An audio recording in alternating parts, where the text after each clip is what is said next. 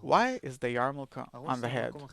The head is the highest place in a person. Why don't you put the kippah on the hand or somewhere? First of all, because it's the head, it's the thoughts, the intentions. What is man? It's his head. Yeah, there are really many things that revive around the head.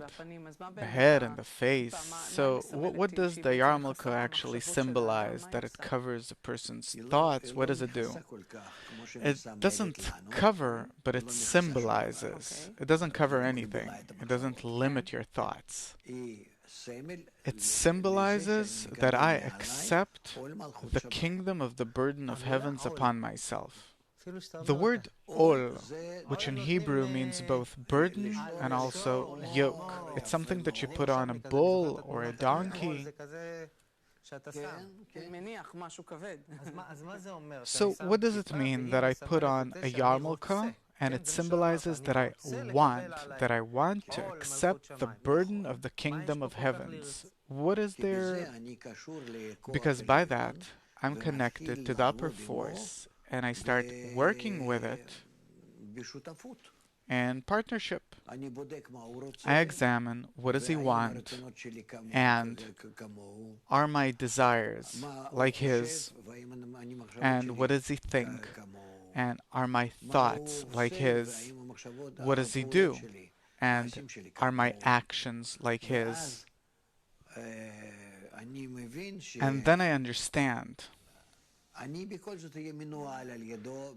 that one way or another I'll be 100% controlled by him because he's the creator and I'm the created being.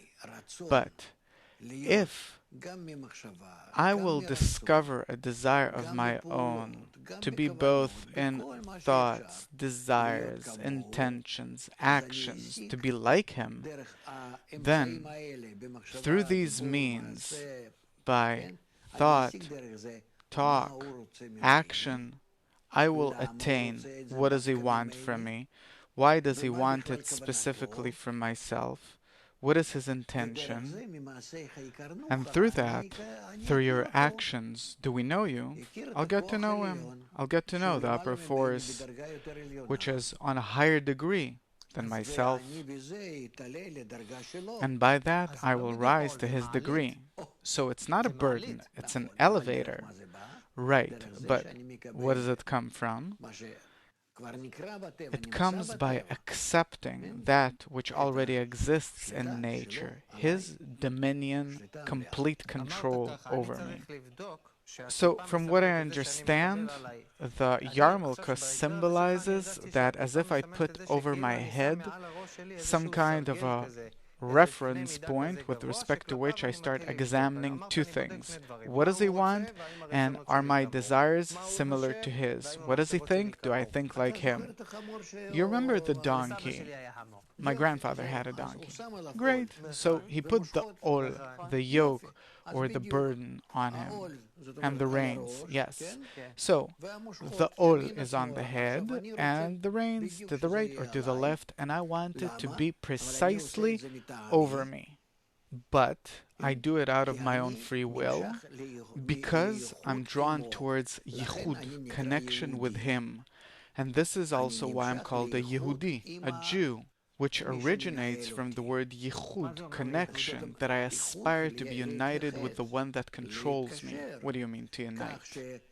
To unite, to connect, as it says, make your desires like his, make your thoughts like his, and so on. Meaning by that I elevate myself to the degree of the Creator. How? By accepting upon myself the burden of the kingdom of heavens. Which means what? That I want for the Creator to control me because through his control over me, I can get to know him. And what does it mean that he controls me?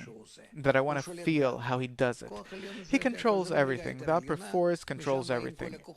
It's a higher degree. All the forces, all the strings that control us come from there.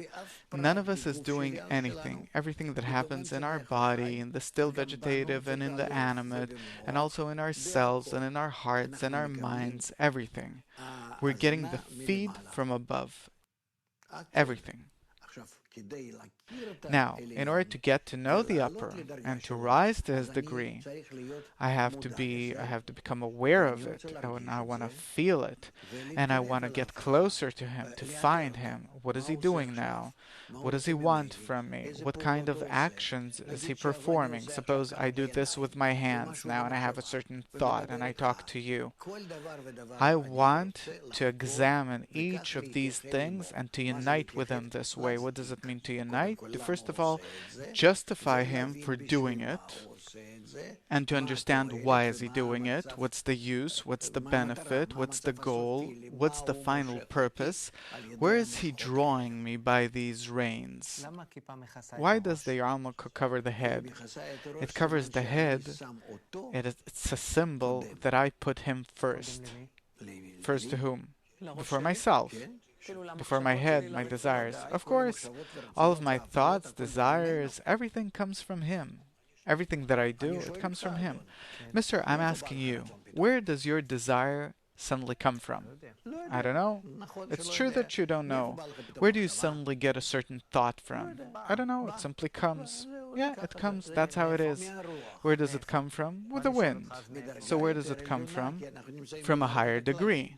Because we're in a general system. The higher degree works on the lower degree, influences the lower degree. It all works according to the different degrees, and by identifying that someone's operating me, and by identifying with him, reaching his degree, then I see how it works. I was on a lower degree, I was operated on a lower degree. Now I ascended, and I understand how the operator works. So I unite with the Creator on his degree, and I see Michael down below, the way he is being operated. It's interesting to see myself from above, how you're operated on the degree of the donkey, by or from the human degree.